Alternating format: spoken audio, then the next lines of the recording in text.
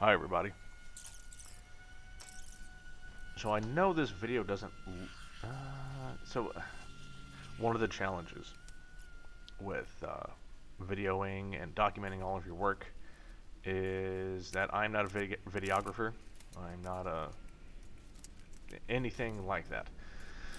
And I only have one memory card. No, actually, no, I'm sorry. No, the problem is that I've got two. I have two memory cards, and I try to record all the video that I do, stop, go home, offload the files onto my laptop in a folder with the date on it. So that way I know that, you know, just follow the folders by date and everything will be fine.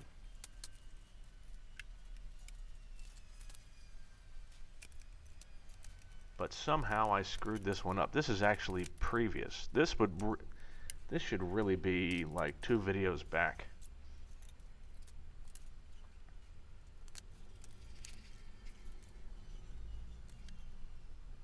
But not really, because part of this is actually from the last video. Anyway, so I'm working on the ailerons. Oh, there we go. Now I jump.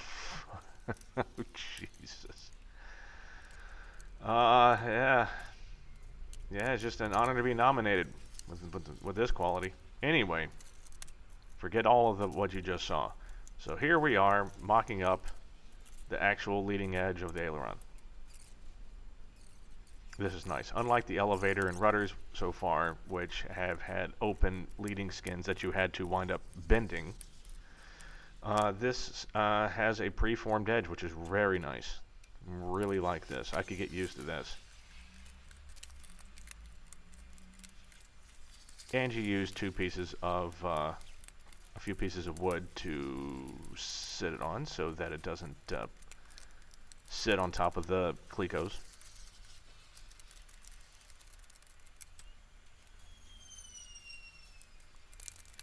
Now, that being said, you can see you could see the bow and the skins. The skins are not, shaped to their final form. They have to be bent to find that form. And so whenever you remove one of the pieces, you'll have a lot of stress, and that skin tries to, snap away. And that is one of the challenges that you face with this, because you'll be putting the front skin over the spar, but in reality, that skin's actually going to go on top of some other skins. So when it does get clecoed to the spar, normally you're clecoing it in basically an overflexed fashion. So it will want to bow. There will be what you would call them, like ruffles. I can't think of the word at the moment, but basically it doesn't want to sit flat, like ripples in the skin.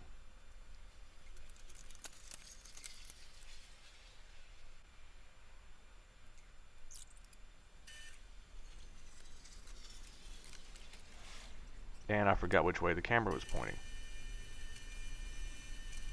Here I am. So when we were talking about bad bits before, it's not that high-speed steel bits can't go through that stainless steel.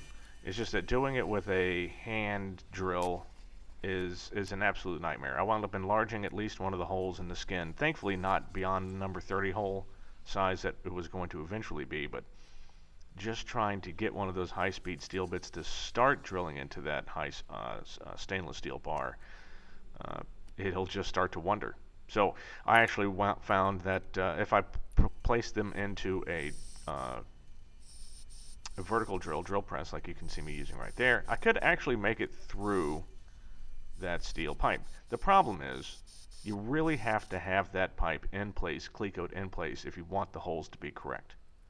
And if the holes aren't correct, then it's just not going to work. So you have to do it the way that Van says.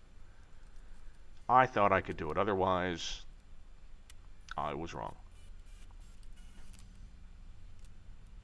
And what I wound up having to do was, once I realized my mistake, I set that piece of steel aside, because I basically marked the holes with a pen, and I said, oh yeah, I'll be able to drill these.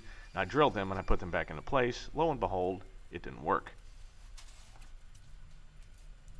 So I put that piece of steel aside and started to use the other one for it.